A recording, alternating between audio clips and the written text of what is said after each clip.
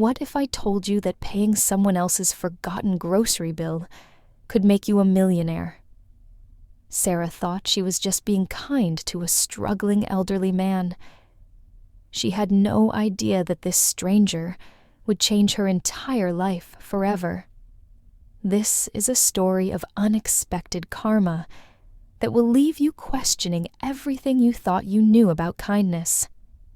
Before we dive into this incredible journey, I need you to do something. If you believe that kindness matters, hit that like button right now. Trust me, you're about to witness a transformation so unbelievable that it will restore your faith in humanity. And I promise you this, you'll never guess the twist that's coming. So buckle up, because Sarah's story is about to blow your mind. Let me tell you about Sarah Martinez, a 28-year-old single mother who was drowning in life's relentless waves. Every morning, she'd wake up in her cramped apartment, the weight of responsibility crushing down on her shoulders like a boulder she couldn't shake off. 2 beautiful kids looked up to her with innocent eyes, trusting that somehow, some way, Mom would make everything okay. But honestly, Sarah wasn't sure she could keep that promise much longer. Picture this woman, exhausted beyond belief, working double shifts at a local diner, where the tips were scarce, and the customers were often rude. Her hands were rough from washing dishes, her feet ached from standing for 12 hours straight, and her heart broke a little more each day, watching her children pretend they didn't need things they desperately wanted. The school supply list sat on her kitchen counter like a judgment. $47 worth of pencils, notebooks, and folders that might as well have cost $1,000. Her car made sounds that no car should ever make, coughing and wheezing like an old man with pneumonia. The rent was already 2 weeks late, and her landlord's patience was wearing thinner than the soles of her work shoes. But Sarah kept going, because that's what mothers do. They keep going even when everything inside them wants to collapse. On this particular Tuesday evening, Sarah found herself at the grocery store with exactly $47 in her wallet, every penny she had left after paying the electric bill. She moved through the aisles like a mathematician, calculating the cost of each item, putting back the name-brand cereal for the generic one, choosing the smallest container of milk, making every dollar stretch like a rubber band about to snap. That's when she saw him, an elderly man standing at the checkout counter, his shoulders hunched with embarrassment as his card kept getting declined. The total was $23.50. Such a small amount that seemed impossibly large in that moment. The store manager was tapping his foot impatiently, and the line behind him was growing longer and more frustrated by the second. The old man's hands shook as he dug through his pockets, searching for money that simply wasn't there. His name was Henry, though Sarah didn't know that yet. What she saw was a human being in distress, and something deep inside her chest, that place where empathy lives, started to ache. She watched him fumble with his empty wallet, watched his face turn red with shame, watched other customers shake their heads and mutter under their breath about how he was holding up the line. And then Sarah did something that would change both their lives forever. Without thinking, without calculating, without considering her own desperate situation, she stepped forward. "I'll cover it," she said quietly, her voice barely above a whisper, but somehow carrying the weight of mountains. The elderly man looked up at her with confusion and gratitude swimming in his watery eyes. "You don't have to do that, miss," he said, but Sarah was already handing over half of her grocery money to the cashier. $23.50, nearly half of everything she had left in the world. As Henry gathered his bags, he looked at Sarah with an expression she couldn't quite read. There was something in his eyes, something deeper than simple gratitude. He studied her face, as if he was memorizing it, and when he finally spoke, his voice carried a weight that seemed disproportionate to the moment. "Thank you," he said.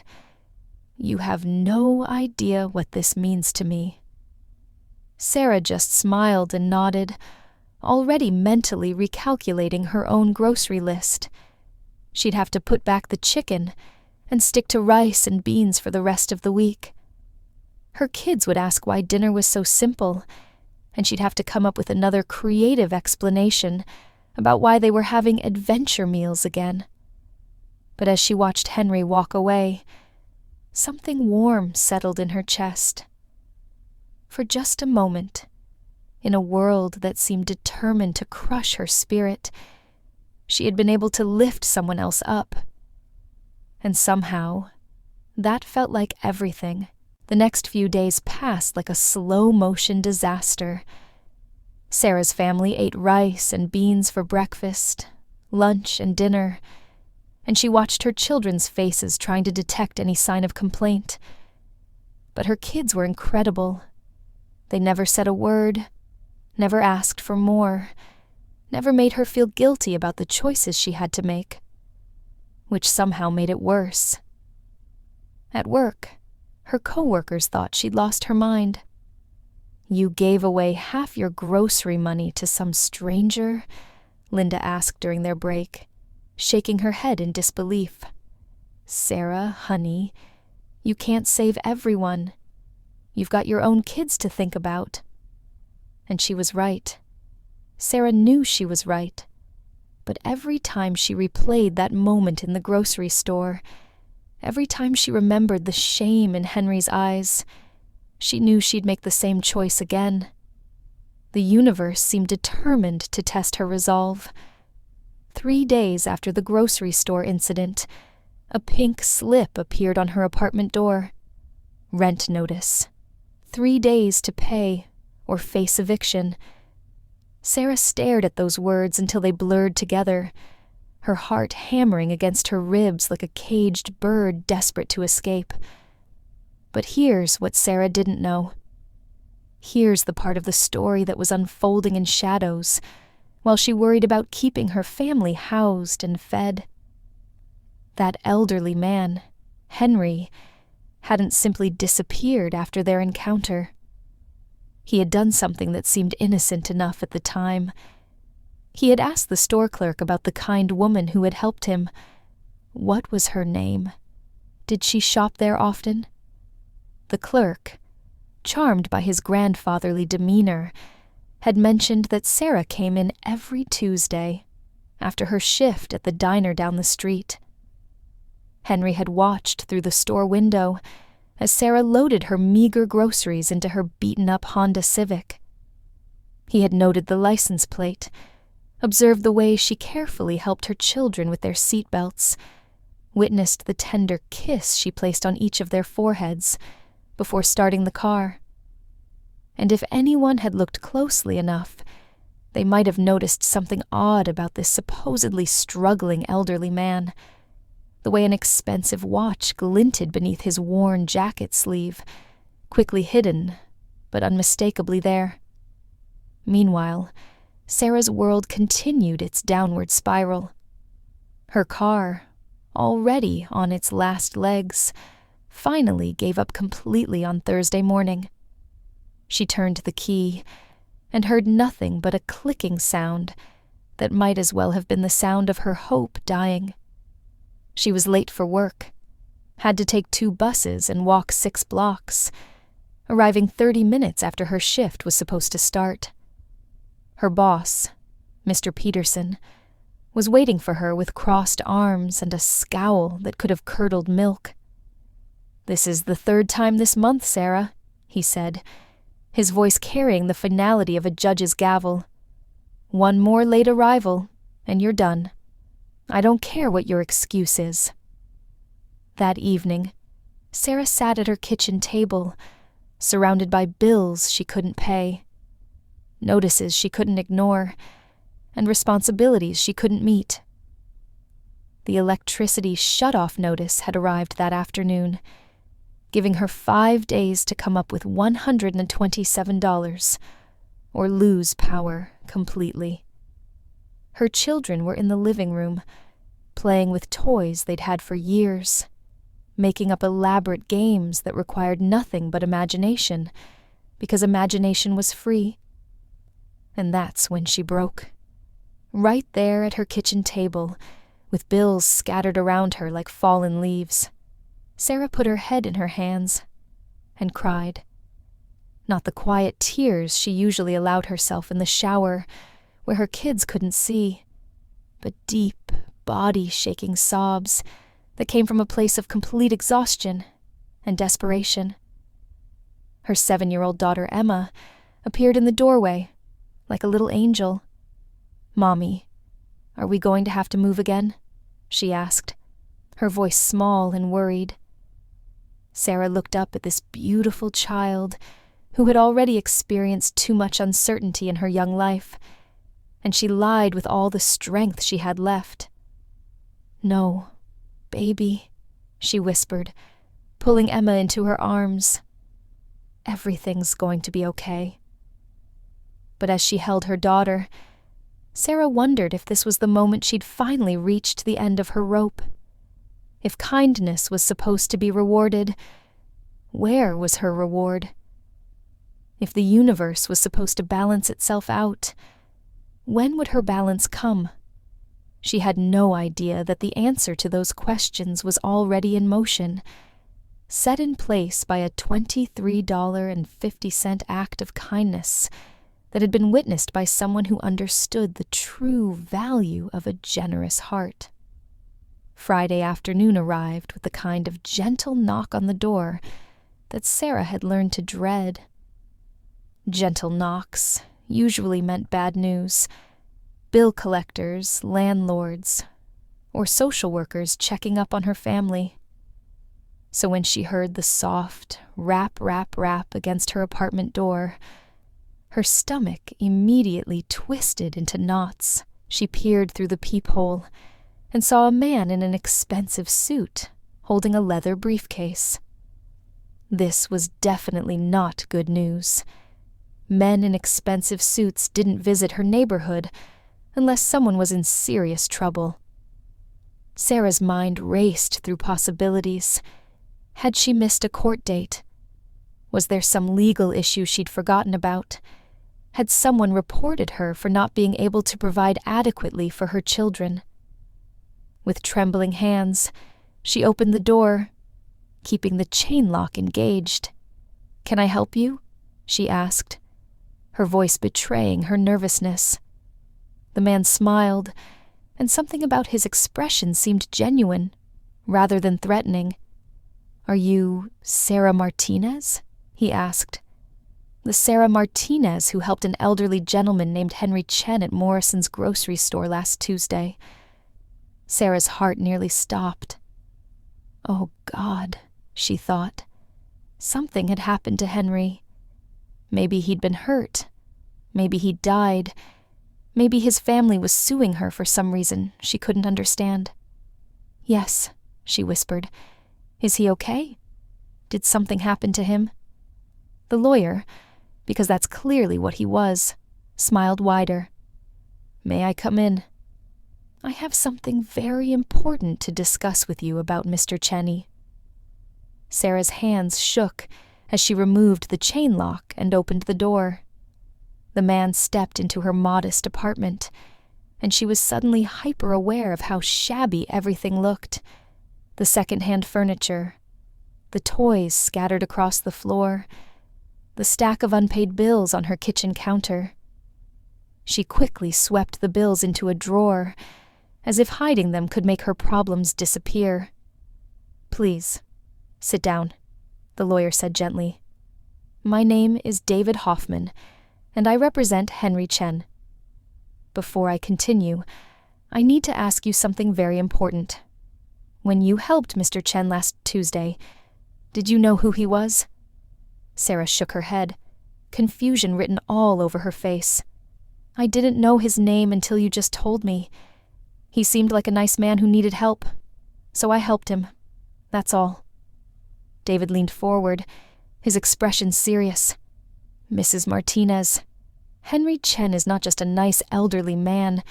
He's one of the wealthiest businessmen in the state, worth approximately $50 million. The words hit Sarah like a physical blow.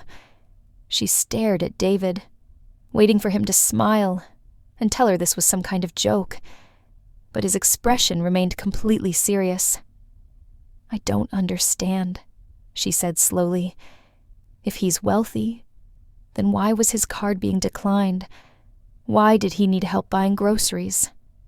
David's smile returned, and this time it carried a hint of admiration. "That's exactly what makes this story so remarkable.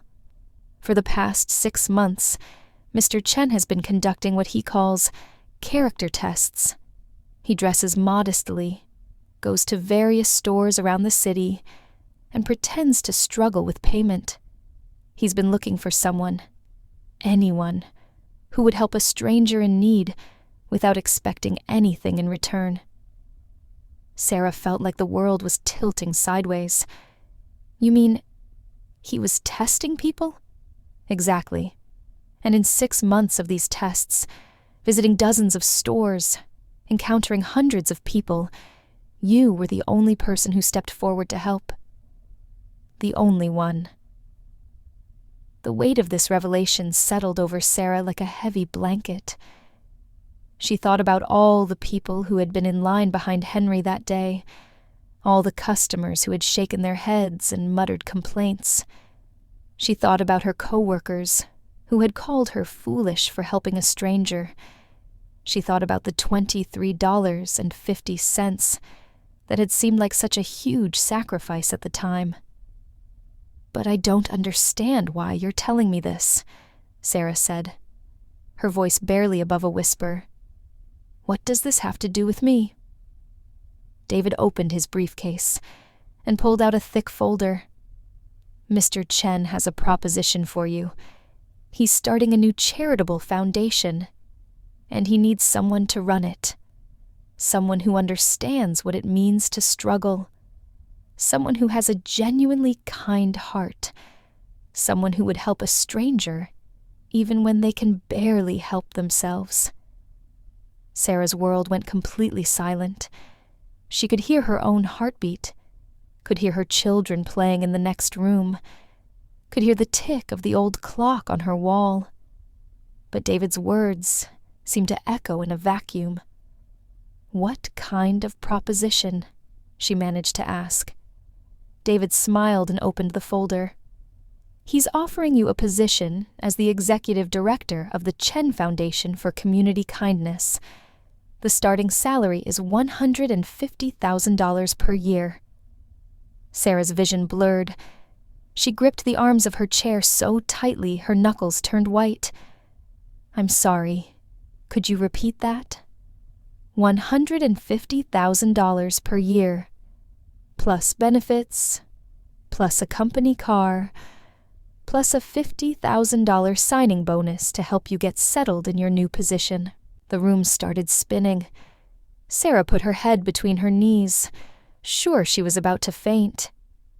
This couldn't be real. Things like this didn't happen to people like her. She was a waitress who couldn't pay her rent, not someone who got offered 6-figure jobs by millionaires. "Mrs. Martinez, are you all right?" David asked, his voice filled with concern. Sarah looked up at him, tears streaming down her face. "This has to be a mistake. You have the wrong person. I'm nobody special. I'm just a single mom who can barely keep the lights on." David shook his head firmly. Mr. Chen was very specific. He said to find the woman who paid for his groceries last Tuesday, the woman who sacrificed half her own grocery budget to help a stranger, the woman who didn't hesitate, didn't ask questions, didn't expect anything in return. That woman was you, Sarah. And Mr. Chen believes that kindness like yours is exactly what this world needs more of. Sarah stared at the documents David had spread across her coffee table. Official letterhead, bank statements, employment contracts with more zeros than she'd ever seen in her life. Her hands trembled as she picked up the contract and read her own name typed in formal legal language. Sarah Martinez, Executive Director, Chen Foundation for Community Kindness. "This is real," she whispered, more to herself than to David. "This is actually real." David nodded. "Mr. Chen wanted me to explain exactly what this foundation will do. Your job would be to identify families and individuals in situations similar to your own. People who are struggling, but who haven't lost their compassion for others. The foundation will provide financial assistance, educational opportunities, and support services. Essentially, you'll be finding people like yourself and helping them before they reach their breaking point." The irony wasn't lost on Sarah. She would be helping people who were exactly where she was sitting right now, desperate, exhausted, and hanging on by a thread.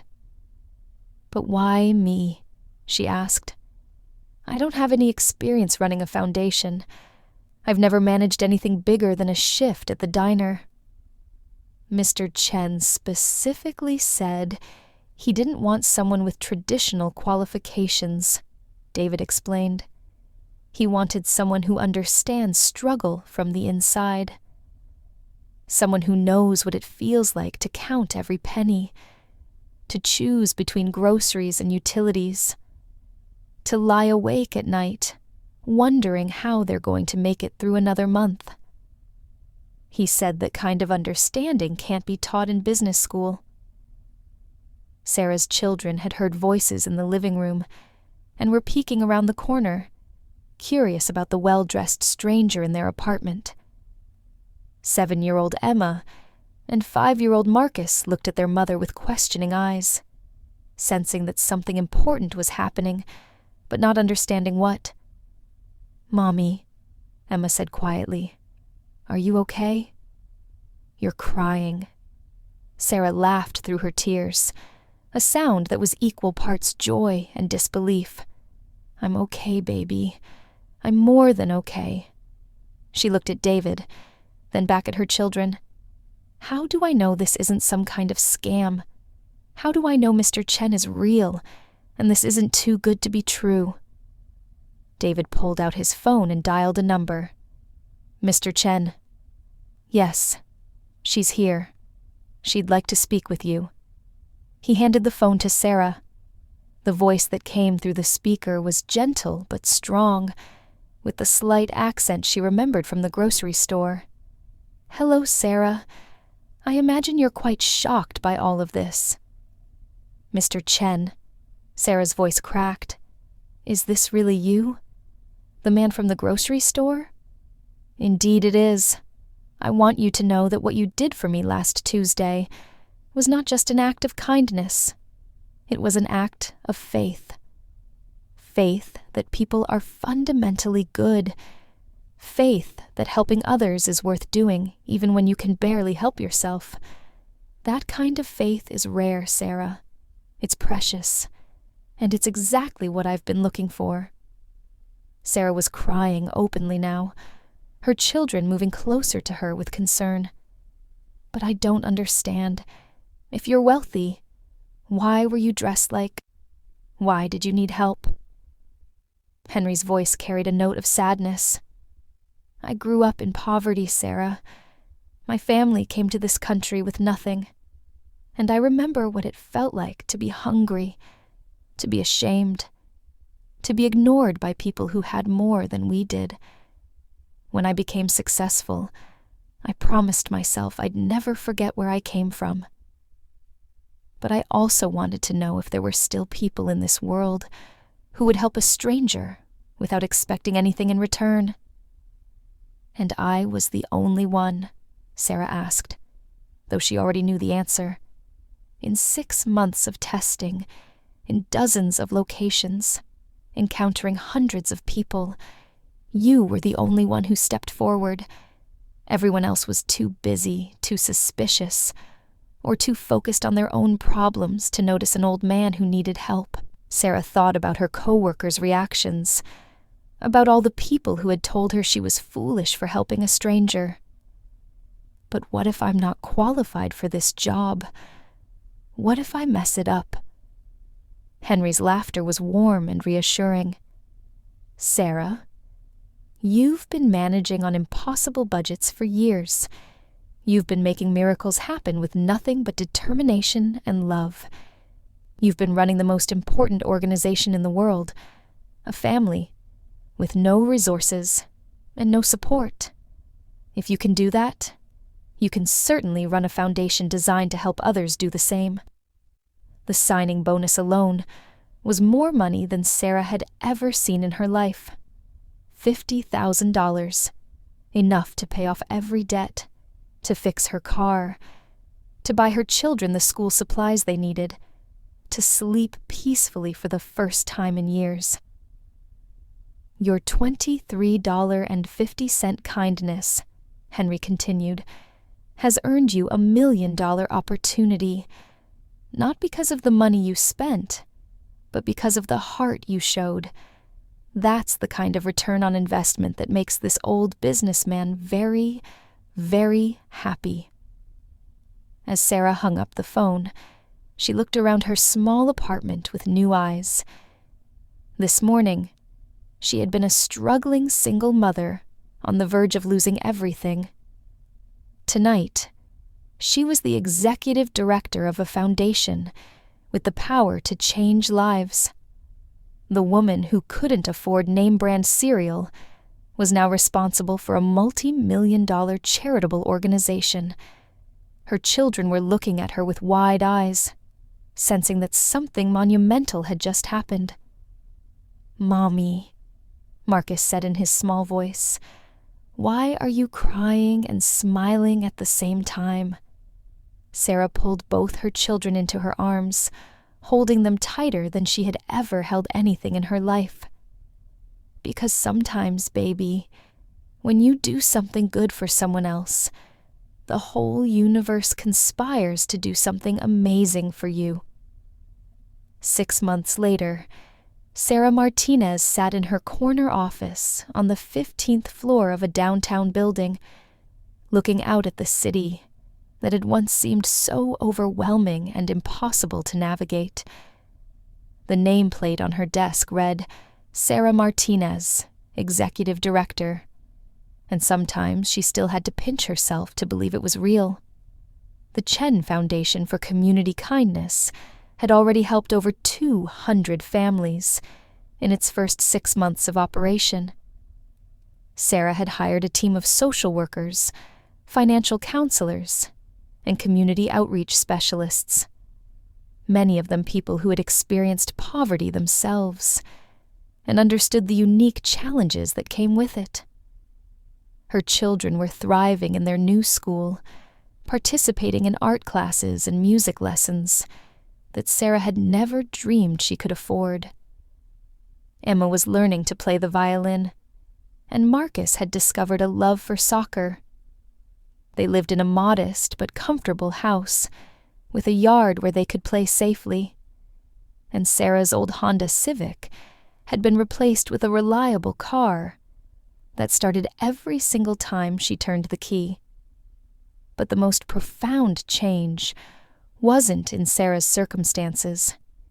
It was in her understanding of how the world worked. She had learned that kindness wasn't just a nice gesture. It was a force that could literally reshape reality. She had discovered that the universe was constantly watching, constantly taking notes, constantly preparing to reward those who chose compassion over convenience. On this particular Thursday afternoon, Sarah found herself back at Morrison's grocery store, not because she had to carefully budget every purchase, but because she had started a new tradition. Every week, she would go to that same store and watch for people who might need help. She would stand in line with her own groceries and a separate envelope of cash, ready to step forward if someone's card was declined or if they were counting pennies for milk. Today, she witnessed a young mother with a crying baby, fumbling through her purse as her toddler pulled at her jacket. The woman's face was flushed with embarrassment as she realized she was $3 short for diapers and formula. Without hesitation, Sarah stepped forward. "I'll cover the difference," she said gently, handing the cashier a $20 bill. The young mother looked up with tears in her eyes. "Thank you so much. I don't know how to repay you." Sarah smiled, remembering another conversation in this same store 6 months earlier. "Just help someone else when you can," she said. "That's how kindness works. It keeps moving forward."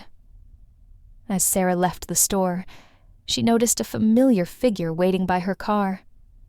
Henry Chen, now dressed in his usual expensive suit, was leaning against the driver's side door, with a smile that could have powered the entire city. "Still making your rounds, I see," he said, his eyes twinkling with approval. Sarah laughed and gave him a hug that had become their regular greeting.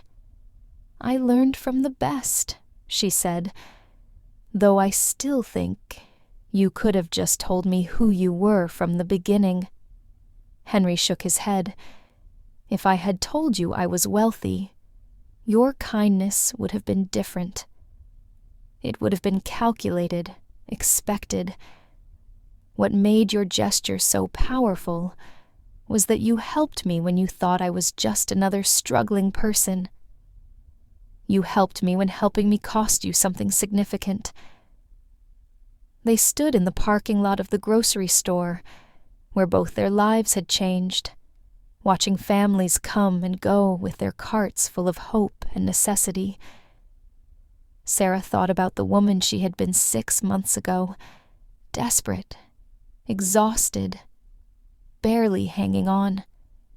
That woman could never have imagined the life she was living now. "You know what the strangest part is?" Sarah said. "I'm happier now, obviously, but not just because of the money. I'm happier because I understand something I never understood before." "What's that?" Henry asked.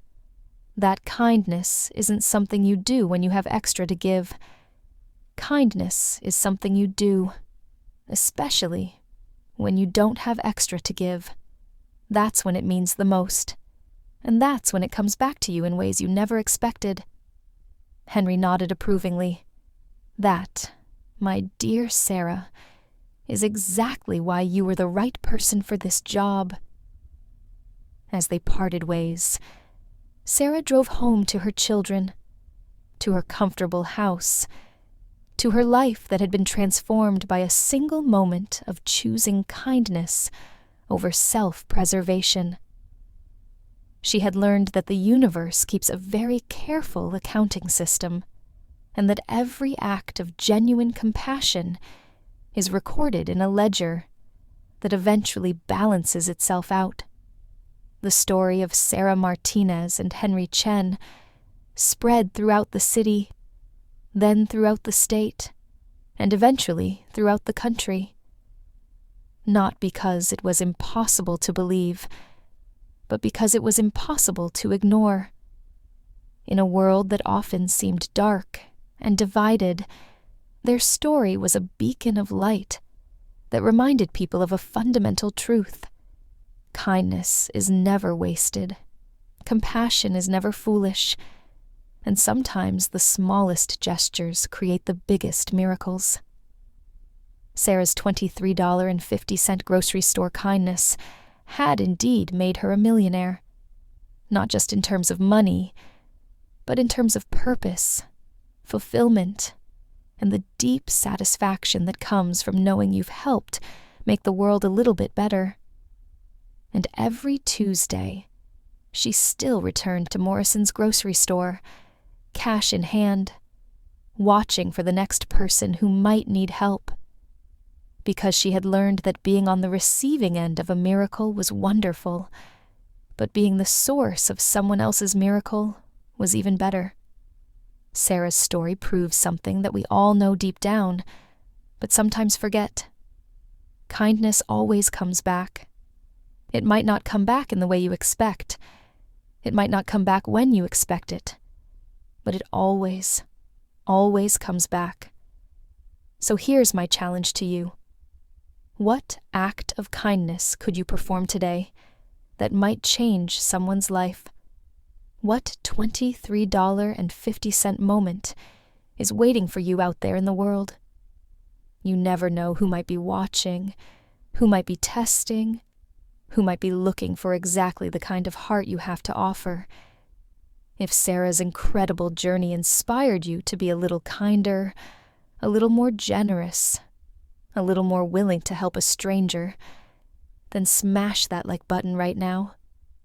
Share this story with someone who needs to be reminded that miracles are real and that kindness is the most powerful force in the universe. Subscribe to this channel, because next week I'm bringing you another unbelievable true story of karma in action. How a homeless man's honesty made him a CEO. Trust me, you won't want to miss it. And remember, somewhere out there, someone is having the worst day of their life, and you have the power to make it better. Be that person. Be Sarah. Be the reason someone else believes in miracles. Until next time, keep being kind. The universe is watching, and it's keeping score.